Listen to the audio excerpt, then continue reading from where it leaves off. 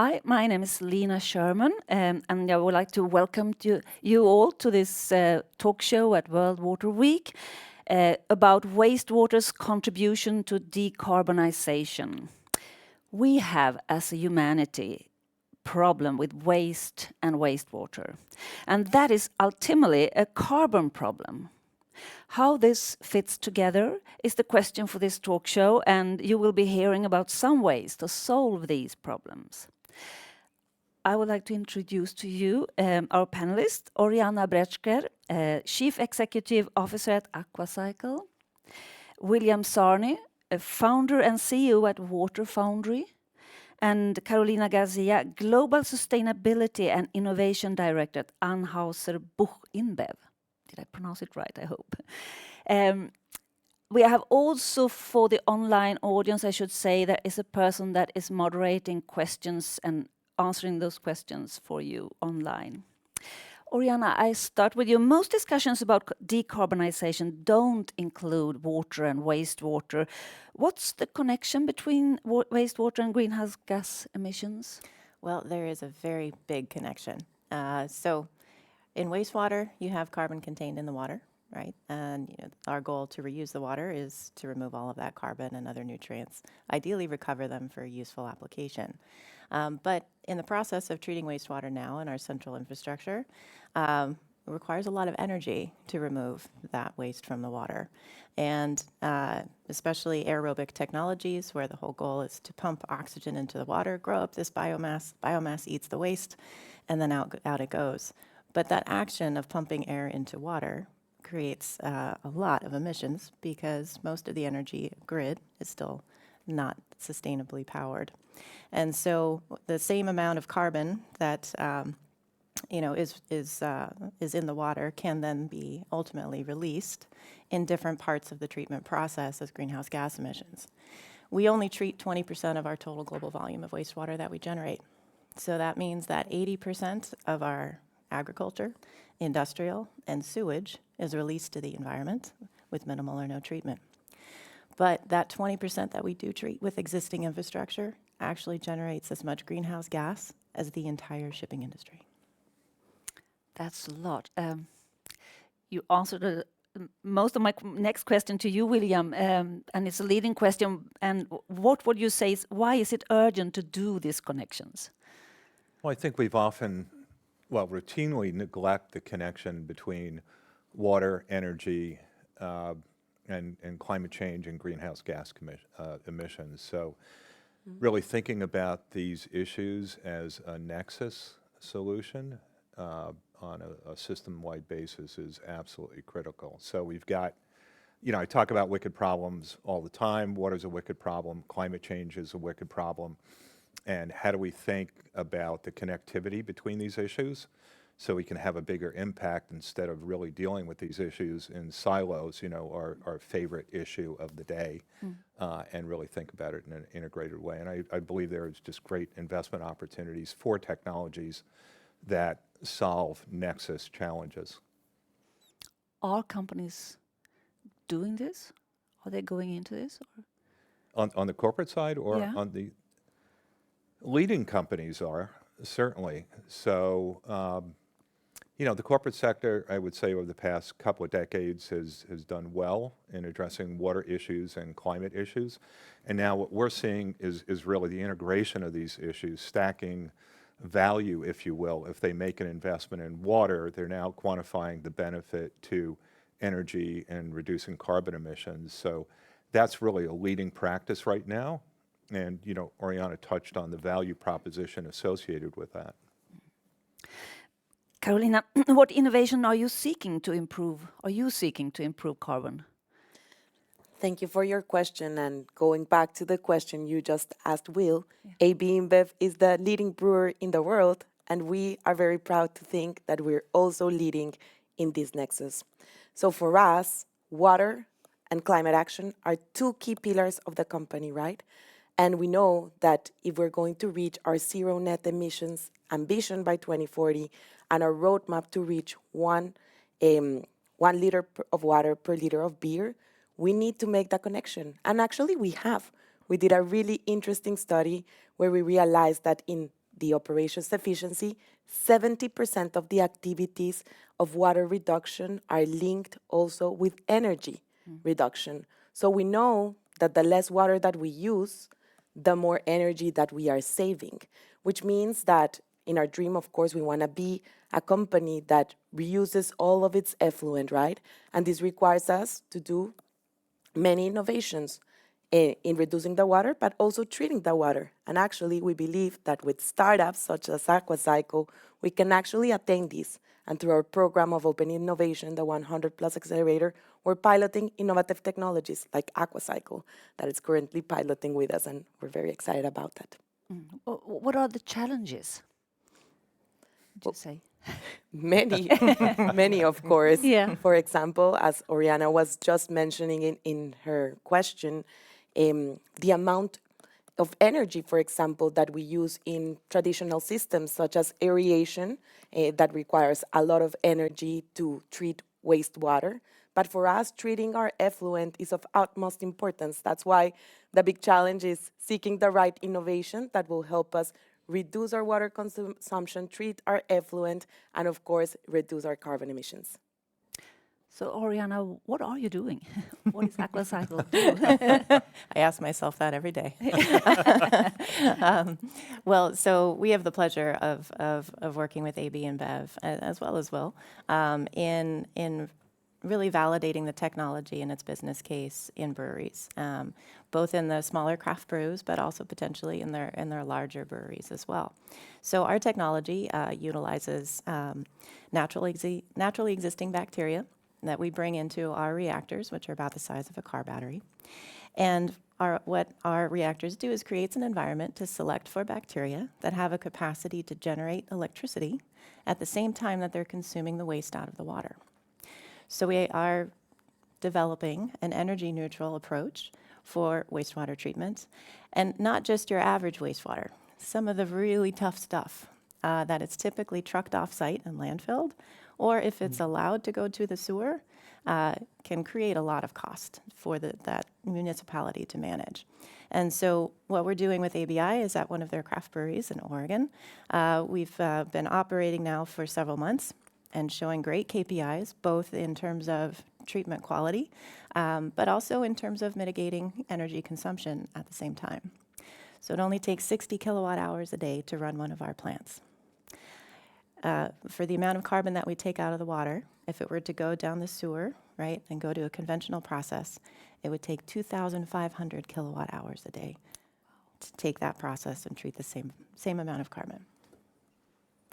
So, William, what's in it for you to invest in things like this? The short answer is money, a return on investment. But Yeah. no, it's way more than that. Look, I spent my entire career focused on addressing water challenges and doing my part to solve them. So what AquaCycle is doing through their technology and also innovation and business model. So, water treatment as a service has gained a lot of traction over the past several years. So think about innovation in technology, but also think about innovation in business model, which makes it easier for a company like AB InBev to partner with a company like AquaCycle. So what's in it for me, what's in it for my partners is certainly placing the right bet on technology that will solve not just water issues, but energy and carbon emissions. And that integrated value proposition is incredibly powerful and very appealing to the industrial sector, but also the public sector and utilities. So it's having an impact and a financial return. And it's not one or the other, it's really both coupled very nicely. So, Carolina, is it possible to say what new innovation do you need? What kind of innovation do we need?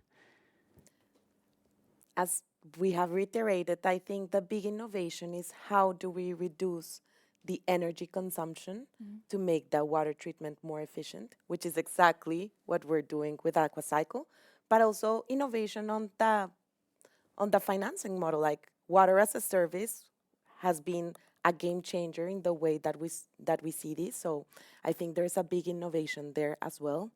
And also, we need to continue and strengthen the innovation ecosystem around water. And I think in this talk show, you have a very nice 360 approach, because on the one hand, you have the innovators such as AquaCycle, the investors that are helping these companies to be well capitalized, and a company like AB InBev that actually can test these technologies and can become the off-taker. And imagine, we have over 200 breweries across the world that if a technology like AquaCycle is successful, which we believe it's going to be, and we're very happy and excited to see their growth, imagine the potential, and we can also be that beacon of innovation hand in hand. So this is the upscaling of it.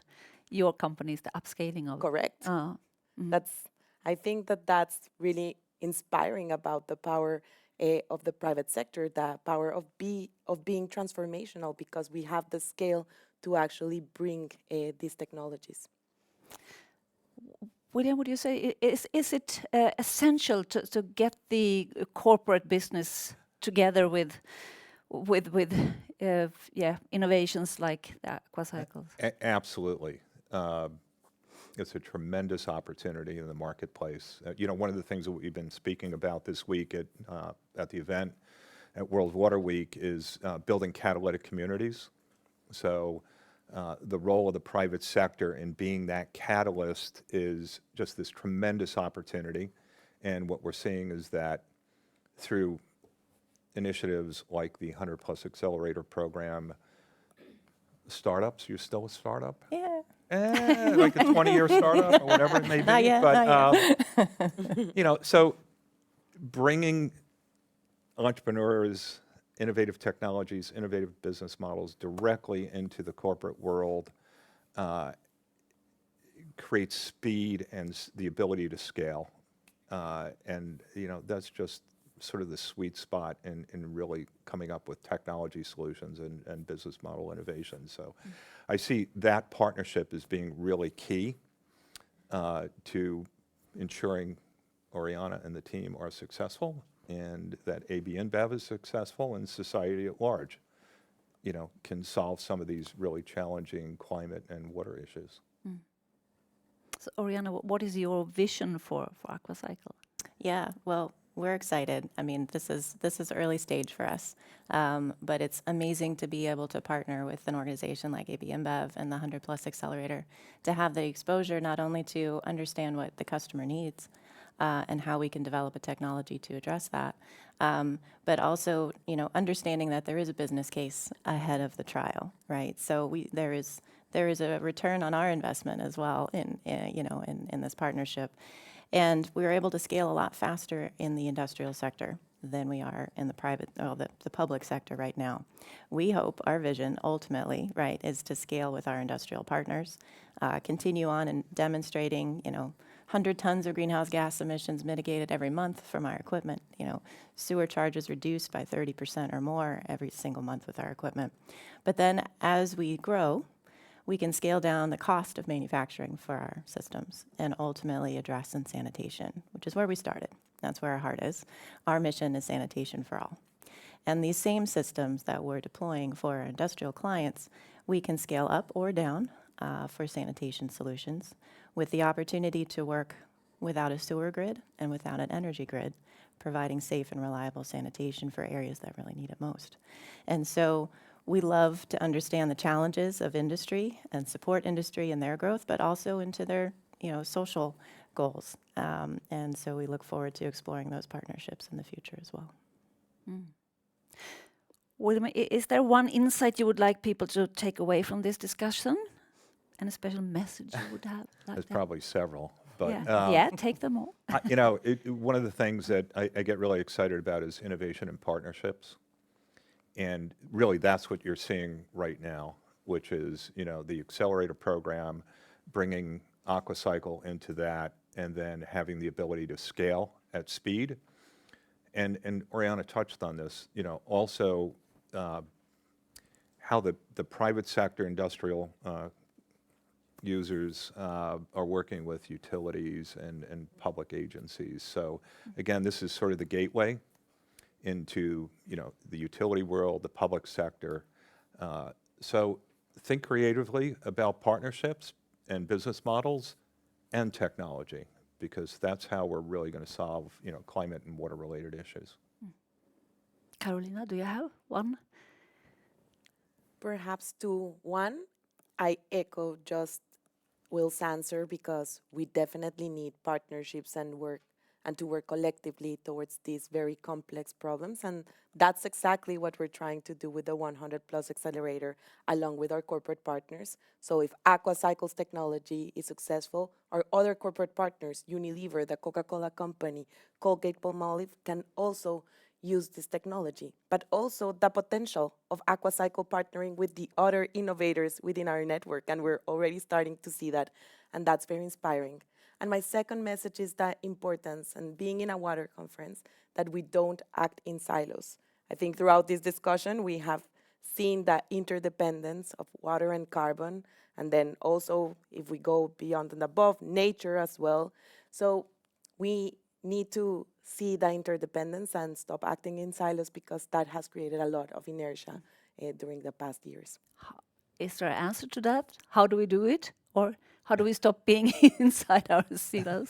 Well, exactly what we're doing here, right? We're not seeing AquaCycle's technology or wastewater just from the water lens, right? We're seeing all the other benefits like energy reduction, but also the fact that if you treat your effluent and then your discharge is in perfect conditions, you're also not impacting nature, right? So you're starting to see this in a more holistic approach, whereas sometimes we are tackling these projects just with one lens. So it's an invitation. I think it has been also one of the key topics we've been discussing for the last couple of years. And if we are to be effective, we need to see the holistic picture. Oriana, do you have one insight you would like to share with us? I think, to echo what Will and Carolina said, we can't silo. But I think one of the ways that we can be better as a climate community is to stop thinking that climate is carbon, right? It's not just carbon, it's water, it is a holistic system. And when we talk about climate change, we can't just put it in the context of carbon. We have to put it in the context of biodiversity, in the context of water, and in the context of how we as a global organization can work together, not-for-profits, for-profits, private sector, public sector, NGOs, right? We all have a role to play. But it starts really with communication, collaboration, and really understanding it's all connected. And so it's important to treat it as a connected system.